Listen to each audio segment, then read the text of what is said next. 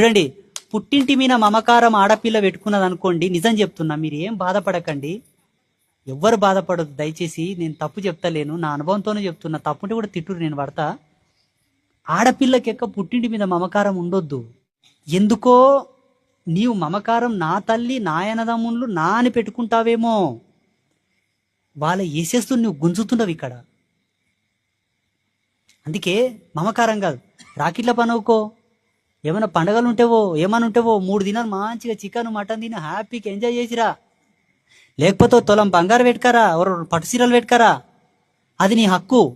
కానీ ఎక్కువ చాలా మంది మా అమ్మ ఎట్లుందో ఏమో, మా అప్ప ఎట్లుండో, మా అన్నలు ఎట్లుండో, మా అన్న ఎట్లుండడు, మా ఎక్కలు ఎట్లుండడు, మా చెల్లెళ్ళు ఎట్లుండడు, ఎక్కడ పోయినో నేను ఆడిన ఉయ్యాలు ఎక్కడ పోయినో, నేను వాడిన జంపాలు ఎక్కడ పోయినో. ఇది మంచిది కాదు.